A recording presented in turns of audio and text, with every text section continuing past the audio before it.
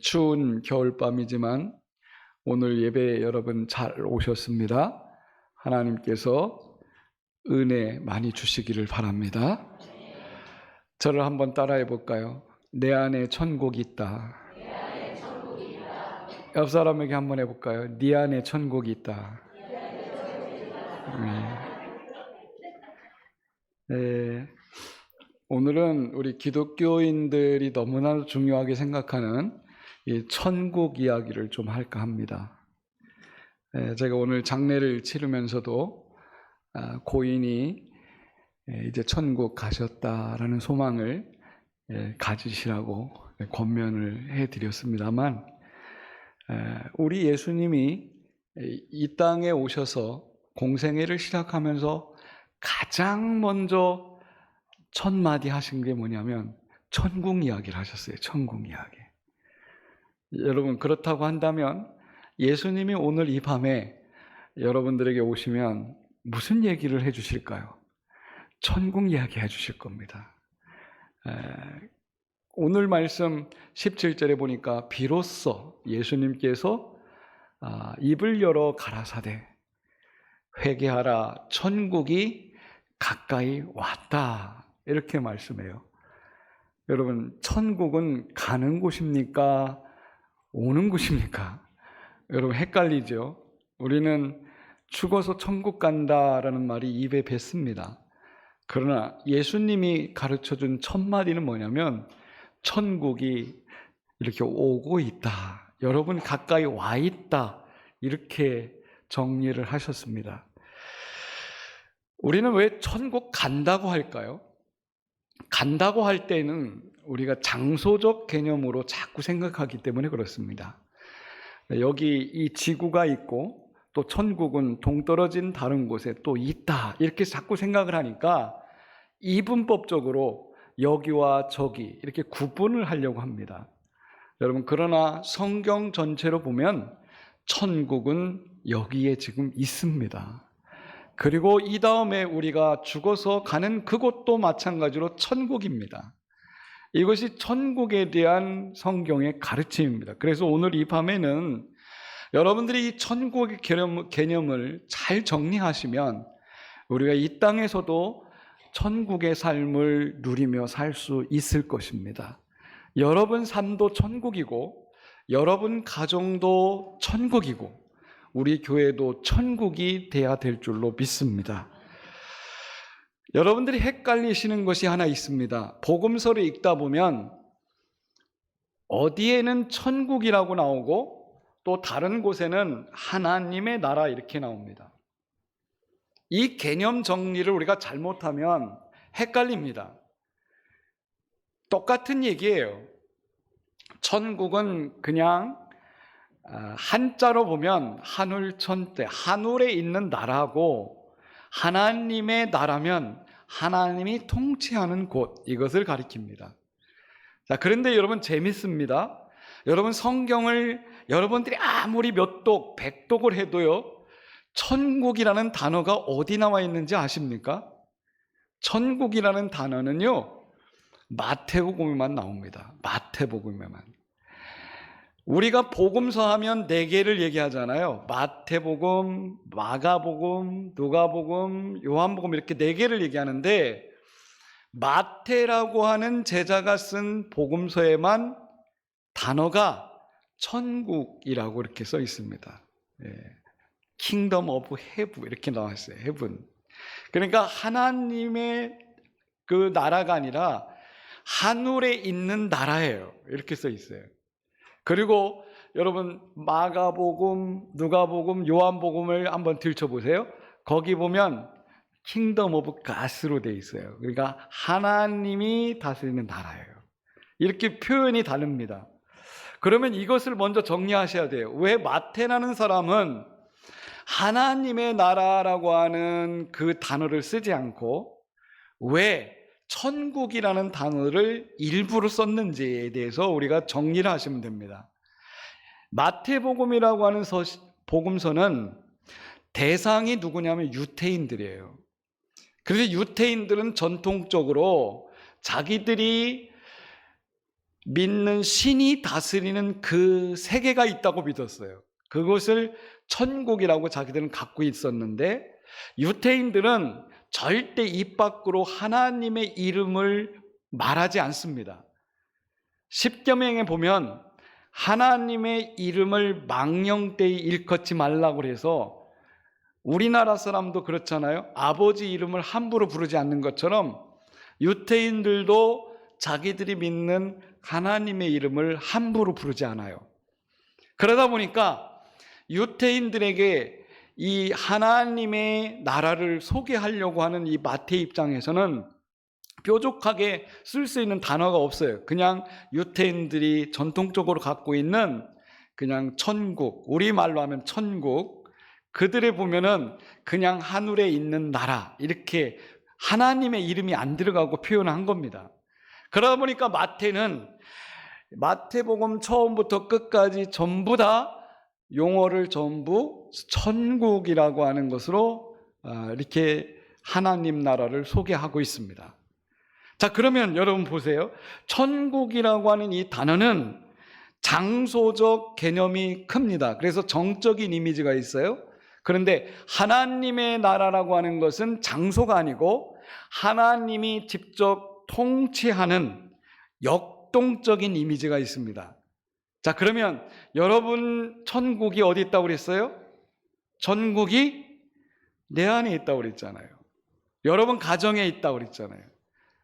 그럼 이 천국이라고 하는 단어를 쓰면 자꾸 우리가 장소에 집착하다 보니까 여기 있고 저기 있고 이렇게 따집니다. 천국이 어디 있느냐? 저 우주 밖에 있느냐? 저기 다른 은하계에 있느냐? 우리는 장소로 자꾸 따지려고 그래요. 그런데 여러분, 천국은 다른 개념으로 하나님이 통치하는 세계를 천국이라고 하는 겁니다. 그렇게 말하면 하나님의 나라를 의미하는 거예요. 그러면 하나님의 나라는 누가 왕이십니까? 하나님이 왕이에요. 하나님이 통치하는 곳이에요. 어느 날 바리새인들이 예수님께 찾아왔습니다. 그리고 예수님께 이렇게 물었어요. 예수시여, 하나님 나라가 어디 있습니까? 이렇게 질문했어요. 그때 예수님이 뭐라고 했습니까? 하나님의 나라는 여기 있다 저기 있다 말하지 못하고 하나님의 나라는 너희 안에 있느니라 그랬어요. 누가복음 17장 21절의 말씀입니다. 하나님의 나라는 지금 어디 있다고요? 너희 안에 있다. 그리고 마태복음으로 건너가 보면 마태복음 12장 28절에도 하나님 나라가 이미 너희 안에 임하였느니라 그랬습니다. 어디 임했다고요? 내 안에 임했대요. 예수님께서 첫 번째 말씀하신 내용이 뭐예요? 회개하라, 천국이 가까이 와 있다. 와 있다 했는데 12장에 가서는 하나님의 나라는 지금 너희 안에 와 있느니라. 여러분, 하나님의 나라는 눈으로 볼 수 있는 장소가 아닙니다. 하나님의 나라는 하나님이 통치하는 그곳이 곧 하나님의 나라라고 예수님은 가르쳐주고 있습니다. 자, 그러면 여러분 생각해 보십시오.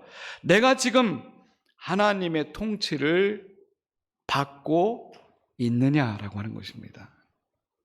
자, 여러분에게 묻습니다. 여러분 하나님의 통치를 받고 있습니까? 이 부분에서는 아멘을 크게 하셔야 돼요. 여러분 하나님 통치를 받고 있습니까? 여러분 천국을 지금 경험하고 있는 겁니다. 하나님의 나라는 하나님이 통치하는 곳입니다. 그러면 하나님이 통치를 나를 지금 하고 있다면 내 안에 하나님이 계시고 있는 거예요. 내 인생의 모든 삶을 누가 주장하고 있습니까? 하나님이 주장하고 있다고 믿는다면 여러분은 이 밤에 천국의 황홀함을 경험할 줄 믿습니다. 여러분, 하나님이 나를 다스리고 있어요. 예수님이 이 말씀을 하실 때 공생애를 시작한 곳이 어디입니까? 오늘 말씀 12절에서 16절을 봅시다. 이사야 선지자가 예언했는데 예수께서는 나사렛 동네, 가버나움 동네에 오셔서 사역을 한다. 이게 메시아의 예언입니다. 이사야가 예언했는데 여러분 16절을 보십시오. 다 같이 16절 한번 보겠습니다. 네, 16절 읽어보겠습니다. 시작. 흑암에 앉은 백성이 큰 빛을 보았고 사망의 땅과 그늘에 앉은 자들에게 빛이 없도다. 예수님이 공생애를 시작한 장소가 어디냐? 스볼론 땅과 납달리 땅이었는데 이 땅은 이사야가 예언한 땅이다. 그런데 그 땅은 어떤 땅이냐? 흑암의 땅이다. 그늘진 땅이다. 죽음의 그림자가 드리운 땅이다. 그곳에서 예수님이 오셔가지고 큰 빛으로 시작을 하셨대요. 오늘날도 예수님은 흑암과 죽음과 그늘진 땅에 죽음을 맛보고 있는 사람들 속에 예수님이 오셔서 빛으로 역사하신대요. 그러면서 하시는 말씀이 천국이 너희 속에 임할 것이다. 여러분, 스볼론 땅과 납달리 땅은 고통받는 땅이었습니다. 흑암의 땅이었습니다. 그늘진 땅이었습니다. 죽음의 그림자가 항상 드리운 땅이었습니다. 그곳에 천국이 오고 계시다는 거예요. 여러분, 천국이 오면 어떻게 될까요? 하나님이 그곳을 다스리겠죠. 그렇죠? 그들에게 와가지고 비로소 예수님이 하신 말씀이 뭐냐면 회개하라, 천국을 맞이해라. 여러분, 오늘날도요, 그늘지고 죽음의 땅, 흑암의 땅에 거주하는 우리들에게 예수님이 오셔서 뭐라고 하시냐면 회개하라, 너희에게 천국이 지금 임하고 있다. 이렇게 말해요. 왜 그 땅에 흑암이 있고 그늘이 있고 죽음이 있었을까요? 세상 사람들이 다스리는 땅이기 때문에 그래요. 그 땅에 하나님이 다스리는 천국을 너희들에게 주겠다 그럽니다. 오늘 여러분, 우리 삶이 지금 어떤 상태입니까? 하나님은 우리에게 지금 천국을 선물해 주시기를 원합니다. 그것은 다른 것이 아니에요. 하나님이 나를 다스리시기를 원하신다는 겁니다. 그렇다고 한다면 여러분, 하나님이 나를 다스리려면 내가 어떤 태도를 취해야 될까요? 회개하라 그랬습니다. 여러분, 회개하라고 하는 이 말은 우리말로 하면 회개, 돌이킨다는 거 아닙니까? 그런데 원어적으로 가까이 가보면 이 회개는 메타노이아라고 합니다. 이 말은 뭐냐면 이전의 삶을 방향을 틀어서 새롭게 살아간다는 걸 의미합니다. 예를 들면 내가 이쪽으로 걸어가다가 돌이키면 어디 반대쪽으로 다시 가야 되죠. 이런 삶을 우리는 회개라고 합니다. 그래서 예수님께서 원한 것은 천국을 너희 안에 맞이하려면 너희가 지금의 삶이 아니라 돌이키는 삶을 살아라. 그래야지 천국을 맛볼 것이다 그랬어요. 여러분, 이런 삶을 산 사람이 있었을까요? 제자들이 그랬습니다. 오늘 말씀 18절에서 22절에 보니까 제자들 4명을 소개하고 있습니다. 이 제자들을 이 말씀 뒤에 소개하는 이유가 뭘까요? 마태가 볼 때에는 천국을 맞이하는 사람들은 이렇게 살아야 된다고 지금 소개하고 있는 것입니다. 제자들의 삶이 그랬다는 겁니다. 19절부터 보겠습니다. 예수님께서 제자들을 만나면서 베드로와 안드레에게 나를 따라오라, 내가 너희를 사람을 낚는 어부가 되게 하리라 그랬더니 20절에 뭐라 합니까? 그들이 곧 그물을 버려두고 예수를 따르니라. 아멘. 그들은 어부였더라. 여러분, 어부의 삶을 살고 있던 사람들이 회개하라 했더니 그들이 바로 회개했습니다. 즉각적으로 응답했어요. 자기들의 삶을 내려놓고 완전히 다 버리고 주님을 따라갔다는 거예요. 이게 회개예요. 여러분들이 지금 살고 있는 이 삶 속에서 천국을 내가 경험하지 못하고 살아가고 있다면 예수님이 오셔서 지금 말씀하실 겁니다. 회개하라, 돌이키라 이거예요. 그리고 나를 따라와라. 여러분, 예수님 따라가는 그 삶이 하나님의 나라를 경험하는 것입니다. 베드로와 안드레가 먼저 그랬습니다. 그 다음 21절 보세요. 세베대의 두 아들 야고보와 요한을 예수께서 부르십니다. 그들이 어떻게 했습니까? 20절 보니까 그들이 곧 배와 아버지를 버려두고 예수를 따르니라. 아멘. 여러분, 지금 4명의 제자를 지금 소개하고 있는데 생뚱맞게 왜 천국 얘기하다가 갑자기 예수님의 제자들 4명을 소개합니까? 이 4명은 자기들의 삶을 정리하고 예수님의 말씀 듣고 회개하고 천국을 맞이하러 가는 겁니다. 받아들이는 거예요. 우리가 왜 천국의 기쁨을 경험하지 못합니까? 왜 하나님 나라의 그 아름다운 것을 내 삶 속에서 경험하지 못하냐면 회개가 없기 때문에 그래요. 메타노이아가 없기 때문에 그래요. 다시 말하면 완전히 내가 지금 살던 걸 다 정리하고 하나님, 이제 하나님의 통치에 제가 순응하겠습니다. 하나님 말씀대로만 살겠습니다 라고 내려놓지 못하면 우리는 절대 천국을 경험할 수 없다는 것입니다. 우리가 제자들의 이 삶을 통해서 배우는 것은 뭐냐면 제자들은 즉각적으로 응답했다는 것입니다.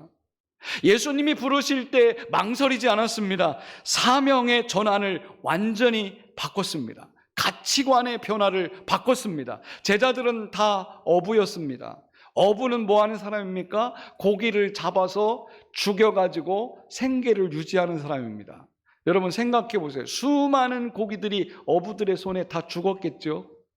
이 어부들은 직업 자체가 죽이는 직업이에요. 살아있는 생명체들을 다 죽여서 자기가 살아야 되는 그런 사람입니다. 그런데 가치관의 변화가 완전히 바뀌었습니다. 이제는 사람을 낚아서 그들을 생명으로 이끄는, 생명을 살리는 가치로 바뀌었다는 것입니다. 여러분, 우리가 예수 믿으면 이렇게 변화해야 돼요. 죽이는 문화를 완전히 살리는 문화로 바꾸는 것, 그것이 진정한 회개가 된다는 것입니다. 그런 사람이 오늘 천국 시민의 자격을 얻는 것이고 하나님이 주시는 천국의 기쁨을 누릴 줄로 믿습니다. 그래서 저는 오늘 5장까지 말씀을 드릴 텐데요. 5장의 첫 번째가 뭐냐면 천국을 이렇게 경험한 사람들, 이 사람들이 느끼는 복이 뭐냐? 그 복을 예수님이 가르쳐 줬어요. 성도 여러분, 오늘 이 밤에 여러분들이 천국을 체험하고 가셔야 됩니다. 천국을 마음에 소유한 사람들은 이 세상이 주는 복이 아니라 하나님이 원하는 복을 추구하고 살아간다는 것입니다. 나는 이 말씀을 듣는 여러분들이 지금부터 복의 개념을 완전히 바꿨으면 좋겠습니다. 이 밤에 가능하다면 여러분들이 그동안 생각해왔던 복의 개념을 송두리째 한번 바꿔보시기 바랍니다. 여러분, 세상이 주는 복이 뭡니까? 우리나라 사람들 참 복자 좋아해요. 저도 집에 가보니까 복자가 많이 써 있더라고요. 수저에도 써 있고 밥그릇에도 써 있고 가는 데마다 복자를 다 써놔요. 복 좋아합니다. 그런데 여러분, 세상이 주는 복은 뭘까요? 세상에 주는 복은 첫째는 부유하고 둘째는 건강하고 잘 되는 것들이에요. 이게 세상의 복이에요. 그런 사람이 복 있다고 우리는 생각합니다. 그래서 뭔가 좀 나보다 잘 살고 잘 나가는 사람들 보면 우리는 그냥 생각 없이 말해요. 아이고, 저 사람 복 받았네. 여러분, 복 받았습니까? 예? 세상적인 개념으로 우리가 볼 때에는 우리는 복을 못 받은 것 같아요. 그런데 예수님께서 천국을 소유한 사람들의 복은 다르다는 거예요. 천국이 이 속에 와 있는 사람들은 복의 개념을 완전히 바꾼 거예요. 복이라는 그 자체가 달라진 거예요. 자, 보세요. 8가지 복을 보세요. 심령이 가난한 자는 복이 있나니, 애통하는 자는 복이 있나니. 어떻게 가난한 자가 복이 있습니까? 어떻게 매일 애통하는 사람이 복이 있습니까? 온유한 자는 복이 있나니, 의에 줄이고 목마른 사람은 복이 있나니, 긍휼히 여기는 자는 복이 있나니 마음이 깨끗한 사람은 복이 있나니 화평을 도모하는 사람은 복이 있나니 의를 위해서 박해를 받은 자가 복이 있나니. 여러분, 이 복의 개념이 완전히 달라지지 않습니까? 우리가 천국을 소유하기 전에는 세상 복을 쫓아갔습니다. 끊임없이 세상 사람들이 생각하는 복이 오면 좋겠어요. 그런데 천국이 내 안에 들어온 이상 천국을 소유한 백성들은 복의 개념이 확 바뀌었어요. 가난해도 복, 슬퍼도 복, 다 복인 거예요. 의를 위해서 박해를 받는 것도 복입니다. 아멘이 굉장히 적었습니다, 지금. 네. 천국을 소유하면 모든 게 다 복이에요. 네. 천국을 소유하지 않으면 세속적인 복으로 따집니다. 그런데 천국을 소유하고 살아가는 사람들은 어떠한 상황에 놓여도 복을 받는다는 거예요. 자, 보세요. 심령이 가난한 자는 복이 있나니 천국이 그들의 것입니다. 아멘. 자, 여러분, 심령이 가난해요? 가난하다는 게 뭡니까? 가난하다는 거. 여러분, 여기서 쓴 가난하다는 거는요, 그냥 너무 없는 상태가 아니고 완전히 먹을 것이 동이 나가지고 누가 주지 않으면 내 배를 채울 수 없는 상태를 얘기해요. 그러면 여러분의 지금 마음이 부자예요, 가난해요? 예? 내 마음이 부유하다고 생각하는 사람은 하나님 없이도 살아가요. 하나님 없어도 돼. 내가 믿음 없어도 돼. 내가 내 스스로 내 마음에 그냥 족한데, 이런 사람은요 부유한 사람이에요. 그런데 하나님 없이는 나는 절대 못 산다, 하나님이 계시야만 산다, 이 사람을 가리켜서 심령이 가난한 사람이에요. 여러분, 심령이 가난하십니까? 천국을 소유한 사람은 심령이 가난해요. 그래서 마음이 가난한 사람은 복이 있나니 천국이 그들의 것이며. 아멘. 천국이 지금 들어와 있는 거예요. 하나님이 여기 들어와서 나를 통치하지 않으면 나는 절대 살 수 없습니다. 하나님이 도와주지 않으면 우리 가정은 절대 유지할 수 없습니다. 내 사업도 하나님이 간섭하지 않으면 절대 안 됩니다 라고 고백하는 사람은 천국에 들어와 있다는 거예요. 여러분, 천국을 느끼시기 바라요. 그 다음에 마지막 8번째 복이 뭐냐면, 의를 위하여 박해를 받은 자는, 과거형이죠? 이미 받은 자예요. 내가 의를 위해서 착하게 살거나 하나님의 뜻을 이루기 위해서 열심히 사는데 사람들이 손가락질하고 나를 박해하고 나를 핀잔주고 이렇게 한 사람은 이미 천국이 그들의 것이래요. 천국을 산 사람이에요. 여러분, 나가서 전도해 보세요. 전도하다가 너나 예수 믿고 천국 가, 그런 핀잔 듣고 그런 막말 듣고 그 사람들은 이미 천국을 소유하고 있어요. 그런데 천국이 없는 사람들은 그런 소리 듣기 싫어해요. 하기 싫어요. 그냥 내 좋은 대로 살아가요. 의를 위하여 박해를 받은 자는 천국이 그들의 것입니다. 아멘. 자, 그 다음부터 보세요. 애통하는 자, 온유한 자, 의에 줄인 자, 긍휼히 여기는 자, 마음이 청결한 자, 화평케 하는 자, 이 사람들은 전부 다 받을 것이래요. 받을 것이래.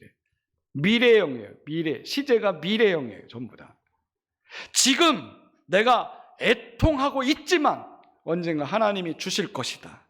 마음이 내가 지금 온유하지만 하나님이 나에게 땅을 줄 것이고, 내가 의에 줄이고 목마르지만 하나님이 배부르게 할 것이고, 긍휼히 여기면 긍휼을 받을 것이고, 마음이 청결하면 하나님 볼 것이고, 화평을 위해서 내가 지금 살아가고 있다면 하나님의 아들이라 일컬음을 받을 것이다.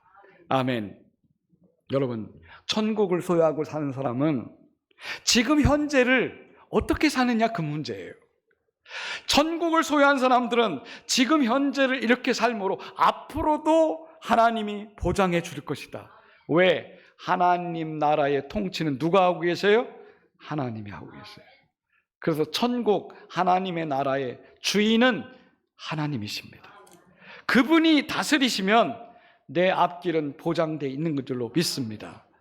자, 그러면서 오늘 말씀 이제 4장으로 다시 돌아오겠습니다. 4장에 보면 예수께서는 천국의 이야기를 하시면서 천국을 이루기 위해서 예수님은 이 땅에서 3가지 사역을 하셨습니다. 오늘 여러분들도 여러분의 가정이나 여러분의 삶의 공간에서 내가 천국을 만들고 싶으면 예수님이 했던 것처럼 똑같이 하면 여러분도 천국을 늘 유지하고 살아갈 줄 믿습니다.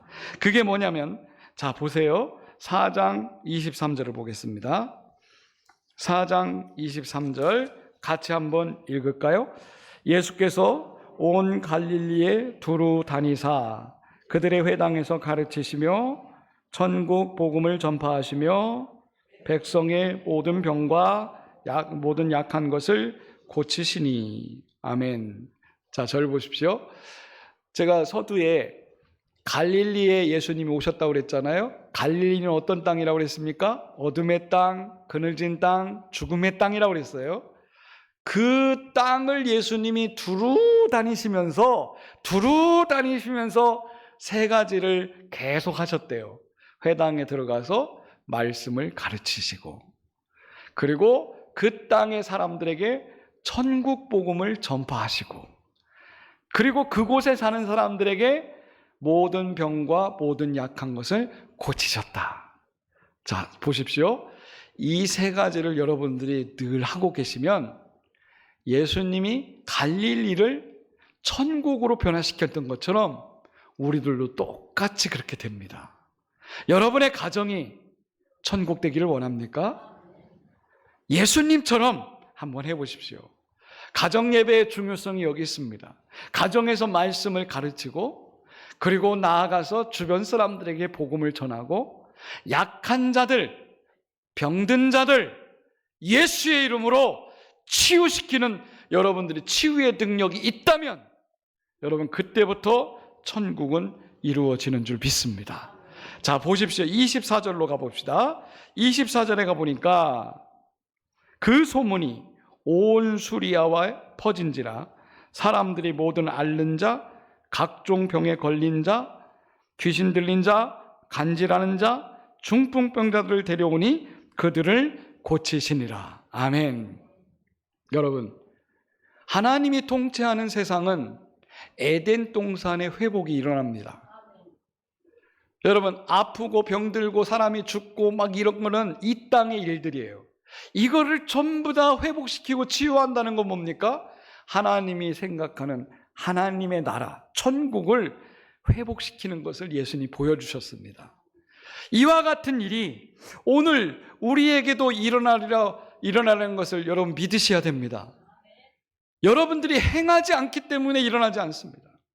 예수님의 제자 베드로나 예수님의 11명의 제자들은 나가서 예수님이 행했던 것처럼 천국을 만드는 일들을 했습니다. 안진뱅이를 만나도, 그리고 혈류병 여인을 만나도, 많은 사람을 만나면 예수의 이름으로 여러분 시도라도 해보셔야죠. 한 번이라도 시도해보셔야죠.